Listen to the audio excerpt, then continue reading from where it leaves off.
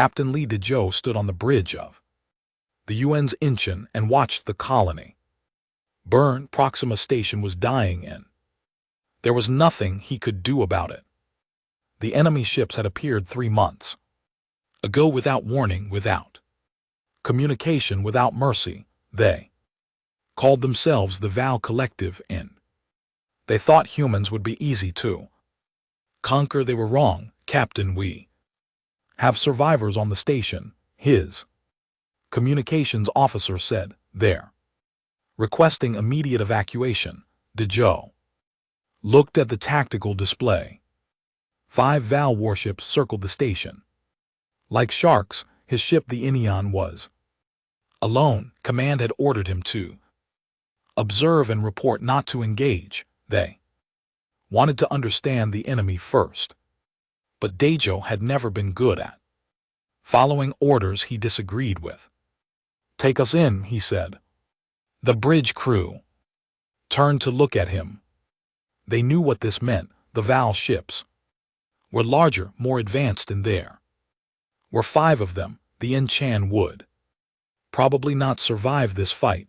"You heard me," Dejo said quietly. "Take us in." On Proxima Station, Private Hanuji pressed herself against the wall as another explosion shook the corridor.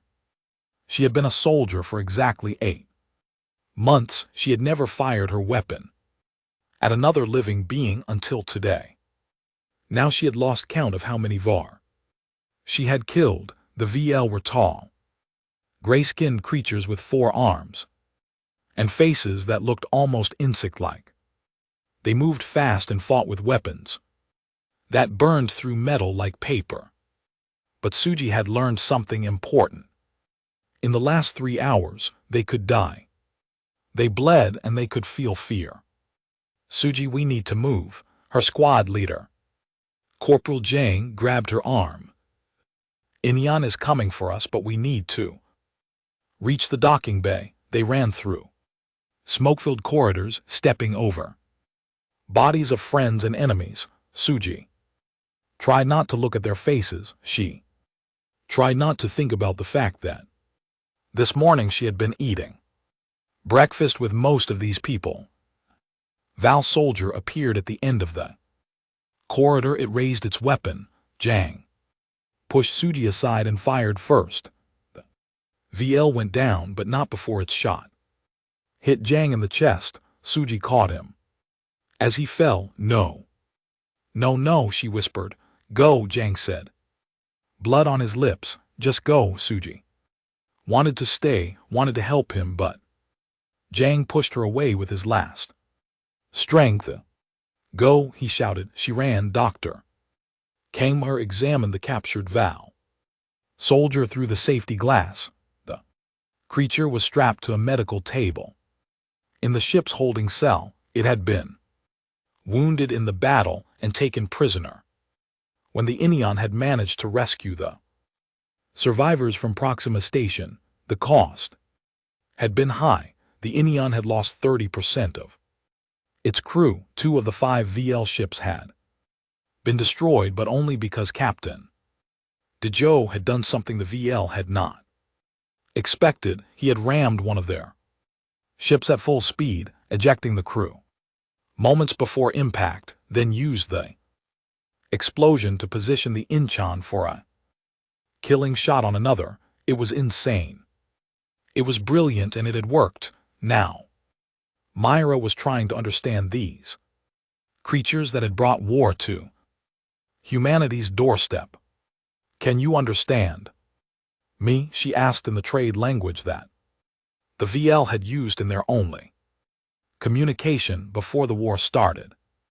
The VL's large black eyes focused on her. "You should have died," it said. Its voice came through the translator as a harsh whisper. "Your ship should have died. You had no chance, but we didn't die." Myra said. "You are insane." The V said. "Your captain destroyed his own ship, killed his own crew.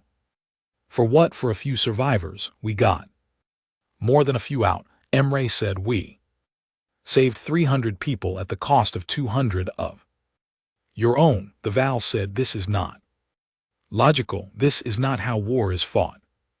Mir leaned closer to the glass. Then, maybe you shouldn't have started a war with us. The Val was silent for a long moment, then it said something that made my blood run cold.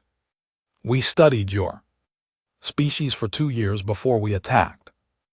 We watched your entertainment, your news, your history. We thought we understood you. We thought you valued individual life above all else. We thought you would surrender quickly to save yourselves. You were wrong. Said yes. The Val agreed. We were very wrong. You do value individual life. That is why you are so dangerous. You know exactly what you are sacrificing. And you do it anyway. Later, Captain DeJoe stood in the ship's memorial bay. The names of the dead scrolled on the wall in front of him. 207 names, 207 people who would never go home. Private Hansuji found him there. She had cleaned up, put on a fresh uniform, but her eyes still held the thousand stare of someone who had seen too much death in too short a time. Captain, she said, permission to speak freely. Granted, DeJoe said. Was it worth it? Suji asked. 200 dead to save 300, was it worth it? Dejo looked at the names on the wall. I don't know, he said. Honestly, I made the call I thought was right. I'd make it again, but I don't know if that makes it worth it. Corporal Jang died getting me to the docking bay, Suji said. Her voice was flat, emotionless. He died so I could live. I keep thinking about that. What makes my life worth his? Nothing, DeJoe said, and everything. He made a choice. We all made choices. Today, that's what makes us human. VR don't understand that, Suji said. No, Dejo agreed. They don't, and that's going to be their biggest mistake. In this war, he was right. The Battle of Proxima Station became the first major human victory in the war. It was studied, analyzed, and copied. Humanity had learned something important. They could win not through superior technology or numbers, but through something the Val had never encountered before: humanity's willingness to sacrifice everything for a chance at victory. The war had only just begun, and already both sides were learning to fear what that might mean. Admiral Park Jun-ho reviewed the battle reports for the third time and felt a cold weight settle in his stomach. 6 months into the war, humanity was holding its ground. The VL had not advanced further into human territory. But the reports showed something that troubled him deeply. Humanity was changing. Admiral, the new squadron is ready for inspection, his aide said.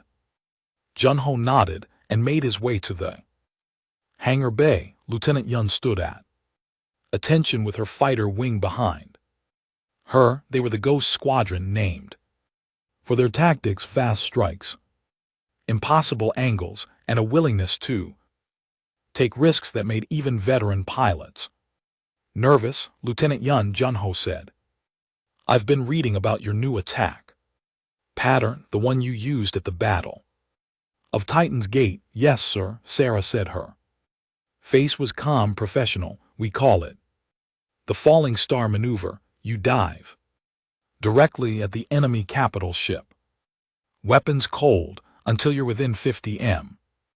Jun-ho said. Then you fire everything and eject. Your fighter crashes into their hull while you're picked up by the recovery team. That's correct, sir.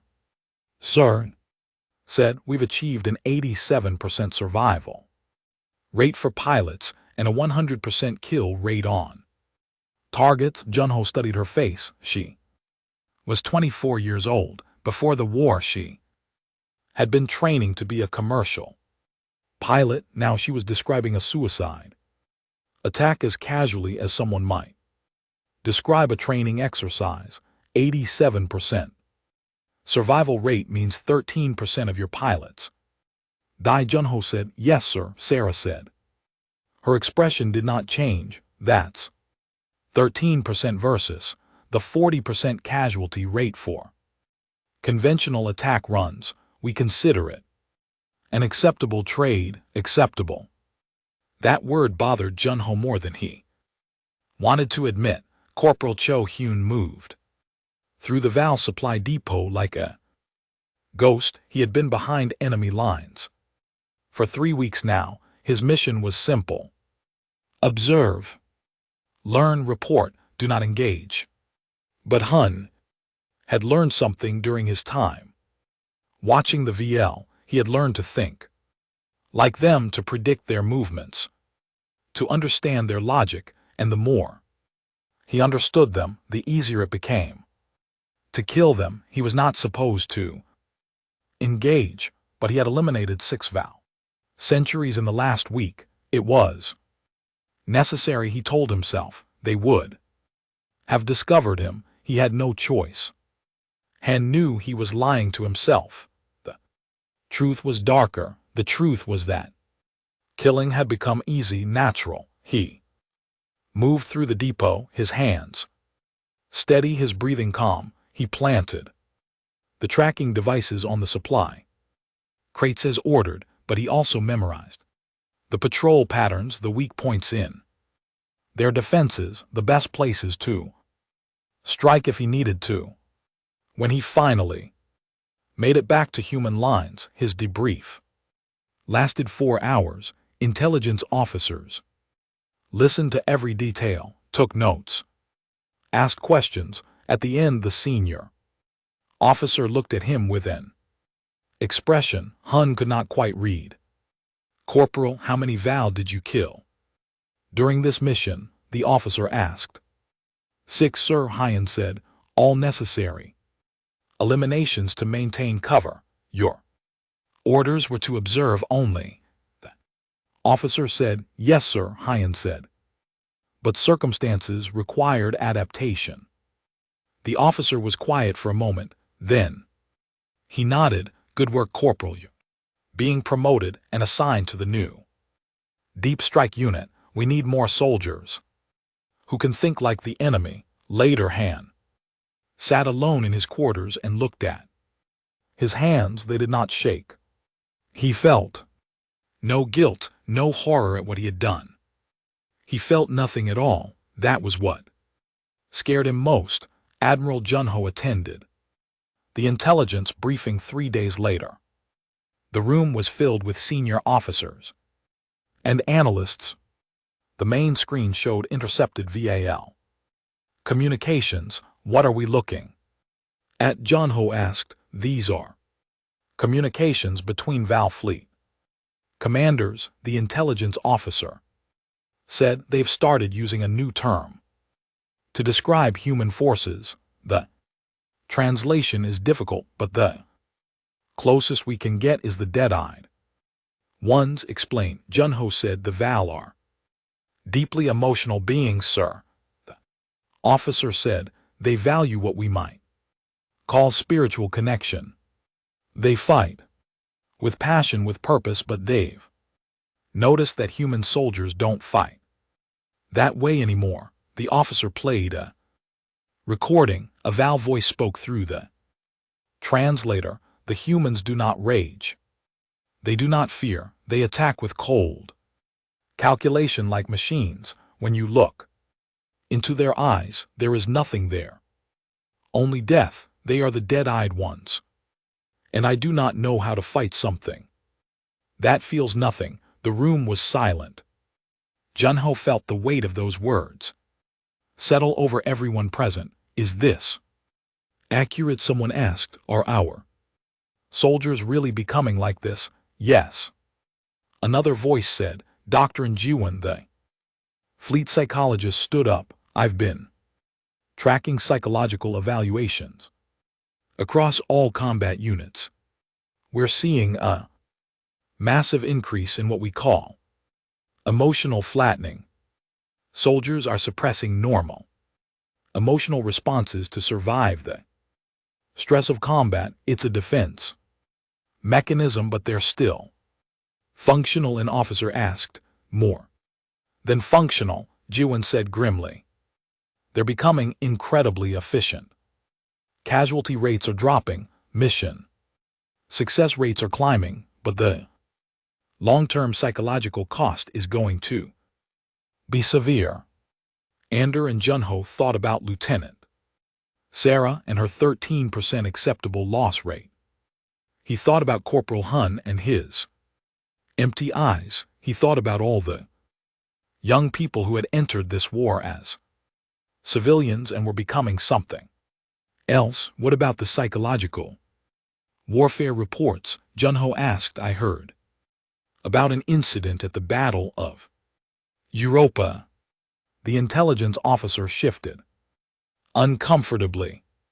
Yes, sir. After the battle, human forces left messages for the Val, written in Val script. The messages described in detail what had been done to their captured soldiers before they died. We tortured prisoners, Junho said, his voice sharp. No, sir, the officer said quickly. The messages were fabrications. But the Val don't know that. They believe them. It's caused significant psychological stress in their forces. Some units have refused to engage when they believe human forces might be present. Who authorized this? Junho demanded. No one, sir, the officer said. It was a field initiative by local commanders. They're calling it force multiplication through fear. Junho sat back in his chair. Humanity was winning. Yes, but at what cost? They were learning to fight like monsters to beat monsters, and the VL were starting to fear them, not because humanity was stronger, but because humanity was becoming something the VL could not understand. That night, Junho stood on the observation deck and looked out at the stars. His reflection in the glass looked back at him. He studied his own eyes and wondered if he was becoming one of the dead-eyed ones too. The war was changing everyone, and Junho was beginning to realize that victory might cost humanity more than defeat ever could. They were learning to win by becoming the thing they feared most, and the worst part was it was working. The V were beginning to break, not because humanity was defeating them in battle, but because humanity was willing to go places the Val could not follow, into darkness, into cold calculation, into a place where victory mattered more than what victory required. And Jun wondered if humanity would ever find its way back. Major Kim Taeyang stood on the ridge and looked down at the Val city below. 1 year into the war, and humanity was no longer defending. They were attacking. This was the first Val colony world that human forces had invaded. Take it, hold it, break them. Sir, artillery is in position, his lieutenant said. Ready on your command. Kim raised his binoculars and studied the city. Intelligence said 2 million Val civilians lived there, along with 50,000 military personnel. The civilians were not his concern. Command had been clear. This was total war now. Fire, Kim said. The artillery opened up. He watched the shells arc through the sky and slam into the city below. Explosions bloomed like flowers. Buildings collapsed. The bombardment would continue for 6 hours. Then his ground forces would move in. Kim felt nothing as he watched. That was new. Year ago, the thought of civilian casualties would have kept him awake at night. Now it was just numbers on a tactical display. Engineer Ajahn Jina made final adjustments to the weapon and stepped back. The device sat on the laboratory table, small and innocent. looking, but Gina knew what it could do. What it was designed to do: run the test. She told her assistant. They activated the device near a captured Vral test subject. The creature began to scream within seconds. Its forearms flailed, its body convulsed. The device emitted a frequency that affected Val neural systems specifically. It caused intense pain without physical damage. Duration, Gina asked. Subject has been experiencing pain for 4 minutes, her assistant said. Neural scans show no signs of adaptation or tolerance building. Good, Gina said. Package it for field deployment. Her assistant hesitated. Ma'am, this weapon is designed purely to cause suffering. It has no tactical value beyond psychological warfare. That is its tactical value, Gina said flatly. The VL need to understand what happens. When they fight us, they need to understand that surrender is the only acceptable option. This is torture, her assistant said quietly. Gina looked at the young engineer. Yes, she said, it is. Do you have a problem with that? The assistant looked away. No, ma'am. Gina went back to her work. She had stopped asking herself moral questions. Months ago, there was only the mission. Only victory. Everything else was noise. Sergeant Bay Minu walked through the ruins of the Val City 3 days after the invasion began. The fighting was over. The Val military had surrendered after realizing that human forces would destroy the entire city rather than accept a stalemate. But what Minu saw in the aftermath made him stop and stare. Human soldiers had rounded up Val civilians, thousands of them. They were being processed, documented, and relocated to internment camps. The camps were necessary. Command said the Val could not be trusted to remain peaceful. But that was not what made Minu stop. Group of soldiers had found of Ral who had fired on human forces during the battle. He was clearly not military, just a civilian who had tried to defend his home. The soldiers had tied him to post in the city square. They had activated one of Engineer Gina's pain devices and left him there. The VL was still screaming. Sergeant, one of the soldiers said when he saw Minu approaching. This one killed privately. We're making an example. Minu looked at the suffering creature. He looked at the soldiers, young men and women who a year ago had been students, workers, ordinary people. Now they stood and watched torture with blank expressions. Turn it off, Minu said. Sir, the soldier said. Turn it off and shoot him, Minu said. We're soldiers, not monsters. Command says we're supposed to. The soldier began. I don't care what command says. Minu said, turn it off or I will. The soldiers looked at each other, then deactivated the device. One of them shot the VL. It died instantly, finally free from pain. Sergeant, we were following orders, the soldier said defensively. I know, Minu said. Quietly, he walked away before they could see his hands shaking. Later, Major Kim gathered his senior staff for a briefing. The invasion had been a success. The Val colony was under human control. Casualties had been minimal on the human side. We've established a new model for planetary conquest, Kim told his officers. Overwhelming bombardment followed by rapid ground insertion. The VL simply cannot match our willingness to accept collateral damage, Sir Sergeant Bay. Minu said, permission to speak. Granted, Kim said. What we did here was not a military operation, Minu said. It was extermination. We killed thousands of civilians to take one city. The room went silent. Kim looked at Minyu with cold eyes. Do.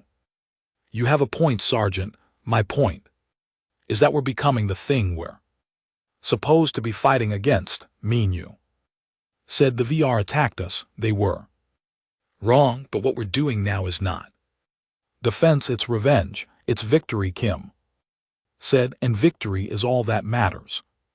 At what cost? Minyu asked. Kim stood up and walked over to Minyu. The cost is whatever it needs to be. When the Val attacked Proxima Station, they killed 50,000 civilians. When they bombed Earth's moon colony, they killed another 200,000. We are doing whatever it takes to make sure they never attack us again. And what happens when the war is over? Minyu asked. What happens when we have to look at ourselves and realize what we became? Kim was quiet for a long moment, then he said something that made everyone in the room uncomfortable. Then we live with it, because living as monsters is better than dying as heroes. That night, Minyu sat in his quarters and wrote in his journal. He had started keeping it 3 months ago, documenting what he saw, what he felt. He needed to remember, needed to have proof that he had once been human. Today I realized something, he wrote. We're winning this war. The Val are breaking, their fleets are in retreat. Their colonies are falling, and we're winning because we're willing to do things they won't. We're willing to burn their cities, to kill their civilians, to torture their prisoners. We've become the monsters we needed to be to survive. And that's when the first genuine fear hit me. Not fear of the VL, not fear of death, fear of ourselves, fear of what we're capable of when we decide that victory justifies anything. The VR made a terrible mistake when they attacked us. They thought we were weak because we valued life. They didn't understand that people who value life also understand exactly what they're sacrificing when they take it. And that makes us more dangerous than anything in the galaxy. Minyu put down his pen and looked at his reflection in the dark window. The man looking back at him had empty eyes, dead eyes, the eyes of someone who had seen too much and felt too little. The Val were learning to fear humanity, but Minyu was learning something worse. He was learning to fear what humanity was becoming, and he knew that fear would never leave him, even if they won the war, maybe especially if they won. President Nam Soyoung stood before the Council of Earth and held the Val surrender document in her hands. 18 months of war, and it was finally over. The Val Collective was offering unconditional surrender. They would accept any terms humanity demanded, but the room was not celebrating. It was arguing. We should reject their surrender, Colonel Shinwook said firmly. We should finish this, eliminate their military capability completely. Make sure they can never threaten us again. That would require invading their home worlds, another council member said. The casualties would be enormous. Acceptable casualties, Shin said. We've come this far, we should finish it. So Yang looked at the colonel. He was 45 years old, a career military officer who had lost his family in the Proxima Station attack. Before the war, he had been known for his careful planning and humanitarian concerns. Now he was advocating for genocide with the same calm tone he might use to discuss whether. Colonel Sung said, do you understand what you're proposing? You're talking about killing billions of R. I'm talking about ensuring human survival. Shin said, they attacked us once. If we show weakness now, they'll attack us again, or someone else will. We need to send a message to the entire Galaxy attacking humanity means extinction. We've already sent that message, So Yang said. They're surrendering. They're terrified of us. Good, Shin said. Let's make sure they stay terrified. Dr. Angie Wan reviewed the psychological profiles and felt sick. She had been documenting the mental state of returning soldiers for 6 months now, and the patterns were clear. Humanity had won the war, but at a cost that went far beyond the casualty numbers. Major, can you tell me about your dreams? She asked the soldier sitting across from her. Major Park Dong Hun looked at her with flat eyes. I don't dream anymore. Doctor, you must dream, Jiwon said gently. Everyone dreams, then I don't remember them. Dong Yun said. I sleep, I wake up, that's all. Do you feel anything when you think about the war? Jiwon asked. No, Dong Yun said simply. Nothing at all. Ji-Yun pressed. Not guilt, not pride, not relief that it's over. Nothing, Dong Yun repeated. I did what needed to be done. Now it's done, that's all there is. After the session, Jiwon added his profile to the others. 83% of combat veterans showed signs of severe emotional trauma. 62% had completely flat effect, showing no emotional response to any stimulus. 47% reported suicidal thoughts, and these were the winners. These were the people who had saved humanity. Ji-Yun had written a report for the council. In it, she warned that humanity was facing a psychological crisis that could last generations. The soldiers who had fought this war had sacrificed more than their bodies. They had sacrificed their humanity itself. She wondered if anyone would listen. Private Hanuji walked through her childhood home and felt like a stranger. Everything was exactly as she remembered. The furniture, the pictures on the walls, the smell of her mother's cooking, but none of it felt real. Suji, dinner is ready, her mother called. Suji sat at the table with her family. Her mother and father smiled at her. Her younger brother asked her questions about space, about aliens, about the war. She answered mechanically, telling him nothing real. We're so proud of you, her father said. You're a hero, hero.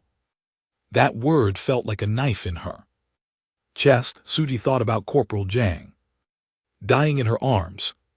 She thought about the vow she had killed, some of them probably just defending their homes like she had defended hers. She thought about the empty feeling inside her that never went away. I'm not a hero, Suji said quietly. Of course you are, her mother said. You fought for Earth, you protected us. I killed people, Suji said. A lot of people. Some of them were probably innocent. Some of them were probably just scared, like I was scared, but I killed them anyway because that's what war is. And now I can't feel anything about it. I can't feel anything about anything. Her family was silent.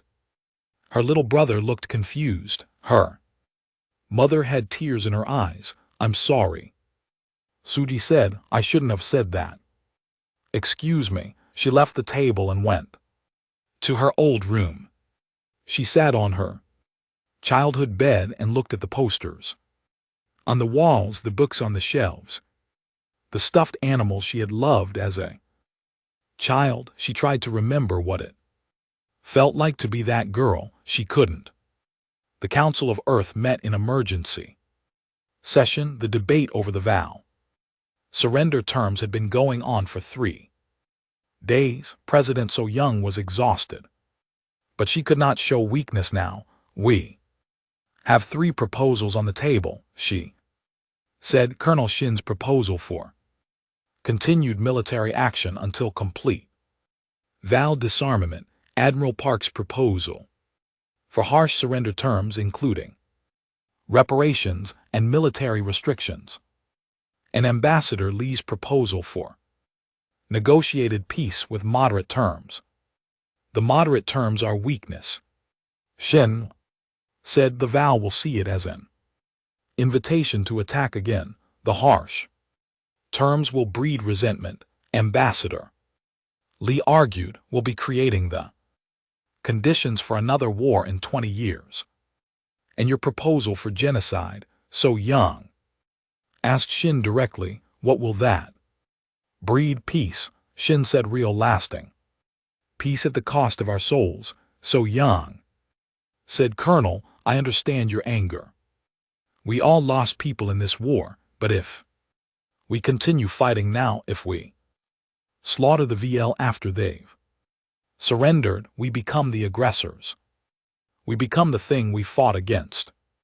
Better to be alive and guilty than dead.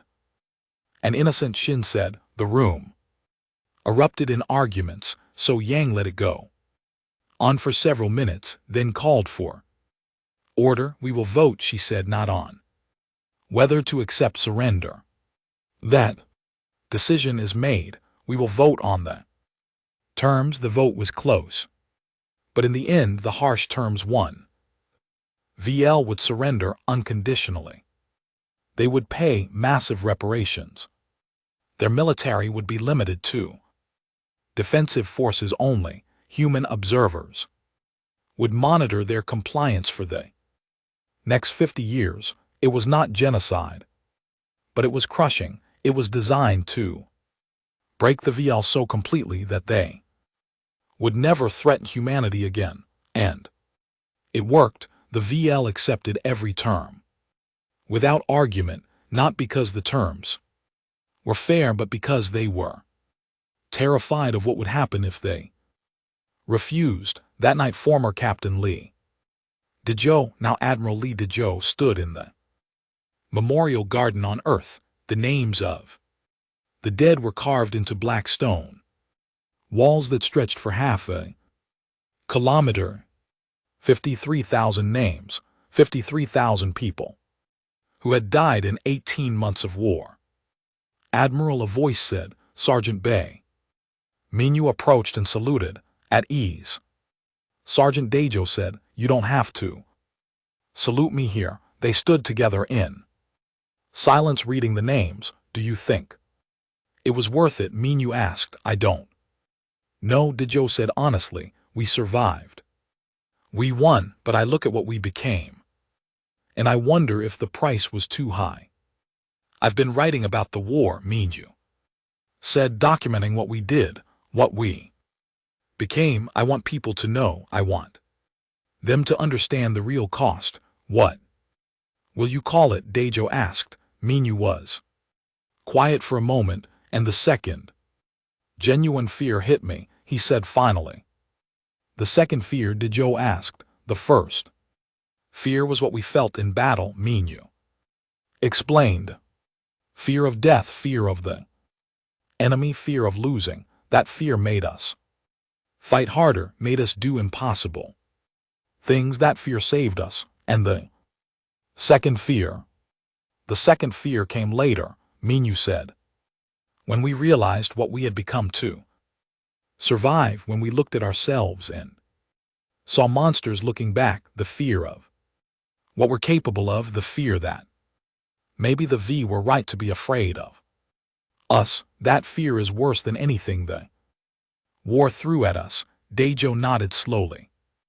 And that fear will never leave us, he said. No, Minyu agreed. It won't, but maybe it shouldn't. Maybe we need to remember both fears, the fear that saved us and the fear of ourselves that should guide us forward. The war was over. Humanity had won, but victory felt hollow. And every soldier who came home carried the same weight, the knowledge of what they had done, what they had become, and the fear that it could happen again. 5 years after the war ended, Admiral Lee Dejo stood at the podium in the United Earth Council chamber and looked out at the assembled representatives. Behind him, the flags of Earth's nations hung alongside the banners of 3 alien species, new allies, new trading partners, new civilization that had approached humanity with extreme caution and even more extreme politeness. Everyone was afraid of humans now. Thank you for this honor, Dejo said, accepting the medal that marked him as one of Earth's greatest heroes. The ceremony was broadcast across the entire planet and to human colonies throughout the system. But I want to be clear about something. This medal does not celebrate what I did during the war. It remembers the cost of what we all did. Every person who fought in that war paid a price. Some paid with their lives, others paid with pieces of their souls. The chamber was silent. This was not the speech anyone had expected. 5 years ago we won a war. Dejo continued. We proved that humanity could not be conquered. We showed the galaxy what we're capable of when threatened, but we also learned something about ourselves that we can never unlearn. We learned that when survival is at stake, there is no line we won't cross, no price we won't pay, and that knowledge will haunt us forever. In the audience, several council members shifted uncomfortably. This was supposed to be a celebration, not a confession. But Deja was not finished. The VL attacked us because they misunderstood us. They thought we were weak. They learned we were not, but in teaching them that lesson, we became something that frightens not just them but ourselves. And I believe that fear, that self-awareness is the most important thing we gain from the war, because if we ever forget what we're capable of, we might become the very thing we fought against. Sergeant Bay Minu, now a civilian, sat in a small bookstore and signed copies of his memoir. The title was printed in simple letters on the cover, and the second genuine fear hit me, a soldier's account of the Val War. The book had been controversial. Some praised it for its honesty. Others condemned it as unpatriotic. The government had tried to discourage its publication, but Minu had refused to back down. The story needed to be told. Can you explain the title? A young woman asked as he signed her copy. Minu looked up at her. She was maybe 20 years old. She would have been 15 when the war ended. Too young to have fought, but old enough to remember. During the war we felt fear all the time, Minu said. Fear of dying, fear of losing. That was the first fear. It pushed us to fight harder, to be stronger, to do whatever it took to survive. And the second fear, she asked. The second fear came when we realized what we had done to survive. Minu said, when we looked at the things we were capable of and understood that we could become monsters if we decided it was necessary. That fear is different. It doesn't make you fight harder. It makes you question whether winning was worth the cost. Young woman was quiet for a moment. Do you think it was worth it? She asked. Yes, Minu said without hesitation. But that doesn't mean I'm proud of everything we did. It means I understand that sometimes survival requires you to make choices you'll regret for the rest of your life. The important thing is to remember those choices, to carry that weight, because the moment we forget what we're capable of is the moment we might do it again. Lieutenant Park Yuna walked through the training facility and watched the new recruits practice.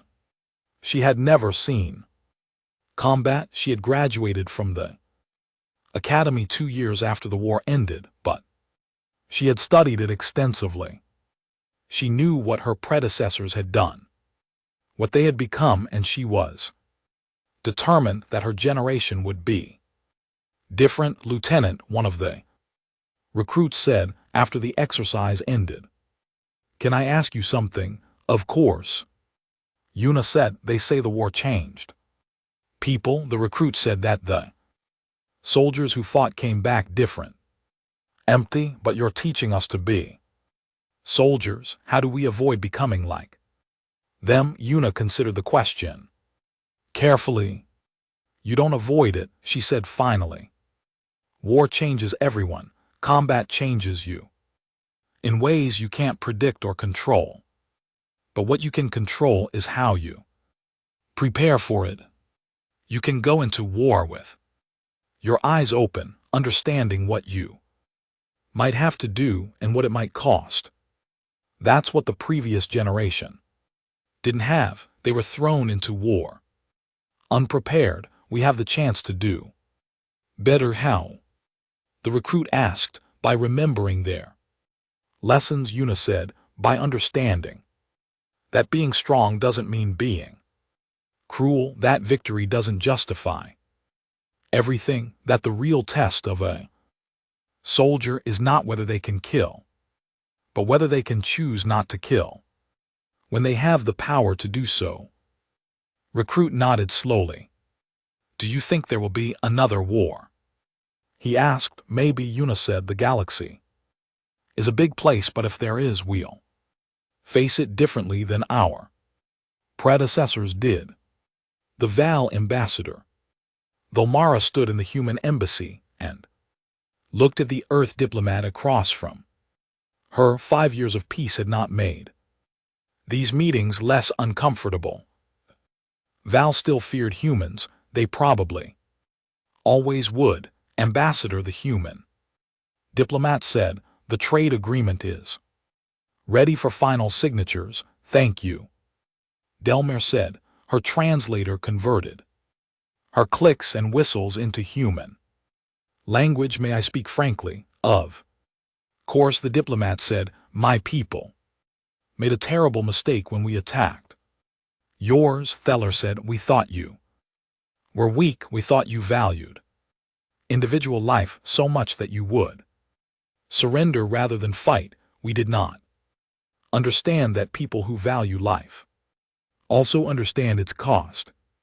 That makes you more dangerous than any species we have ever encountered. The diplomat was quiet for a moment. Are you afraid of us? She asked. Yes, Valara said. Honestly, every species in the galaxy is afraid of you now. Hope, the diplomat asked. A species that fears its own power is less likely to misuse it. Thello explained. You could have destroyed us completely. You had the power, but you chose not to, not because you were weak, but because you understood what that choice would make you. That restraint, that self-awareness is why I believe we can have peace. But you still fear us, the diplomat said. Yes, Del Mara said, and I think we always will, but fear can coexist with respect, with cooperation, with peace. The war taught both our species painful lessons. Perhaps we can learn from them together. Admiral Lee Dejoe stood before the council one final time. He was retiring, returning to private life, but before he left he had requested permission to address the assembly. Members of the council, he said, I have spent 5 years thinking about the war, about what we did, about what we became, and I want to leave you with a warning. The chamber waited in silence. Humanity won the war because we were willing to become monsters, Dejoe said. We crossed every line. We sacrificed our principles for victory. And it worked. The Val surrendered. Other species treat us with fear and respect. We are safe. He paused, letting his words sink in. But that success is also our greatest danger, he continued. Because now we know it works.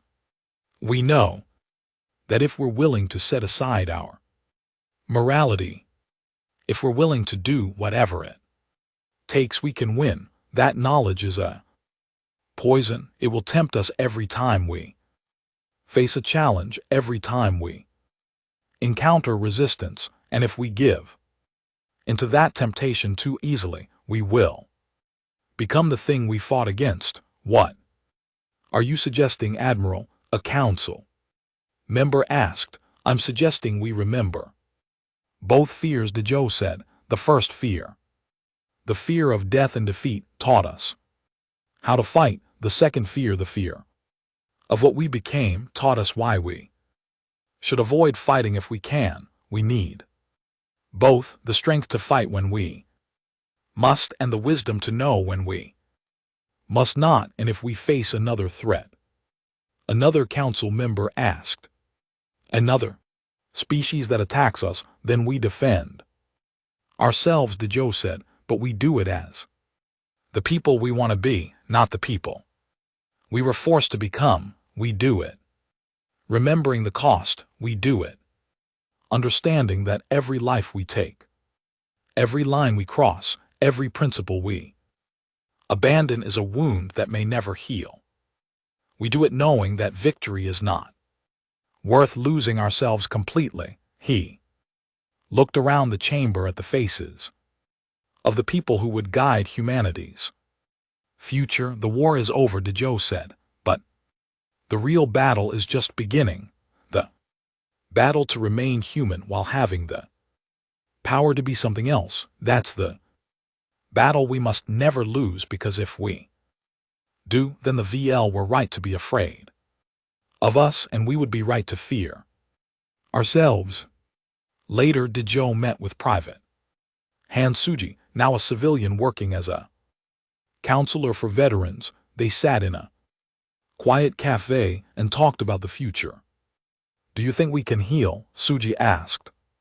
Some wounds never fully heal, Dejo said, but they can become scars, reminders of what we survived, what we learned. I'm still numb most of the time, Suji admitted. I can't feel joy or sadness the way I used to. It's like that part of me died in the war, but you're trying, Dejo said. You're helping others. That matters, does it? Suji asked. Sometimes I think we're all just pretending to be human again, going through the motions. Maybe, Dejo said, but maybe that's how healing starts. You pretend until one day you realize you're not pretending anymore. You're living, really living. Suji was quiet for a long moment, then she said something that surprised them both. I felt something yesterday, for the first time in years. I was working with a veteran, and he told me my advice helped him, and for just a moment I felt happy, really happy. It was like a spark of the person I used to be. Dejo smiled. Then there's hope, he said, for you, for all of us. They sat in comfortable silence, two survivors of humanity's greatest test, learning how to be human again in the peace they had bought with their souls. The war was over. The galaxy had learned to fear humanity, but more importantly, humanity had learned to fear itself, and in that fear, in that self-awareness, lay the seed of something better, a future where strength was tempered by wisdom, where power was guided by conscience, where humanity could be both strong enough to survive and good enough to be worth surviving. It would not be easy. The scars would never fully fade, but they would try. They would remember both fears, and they would build a future worthy of the price they had paid.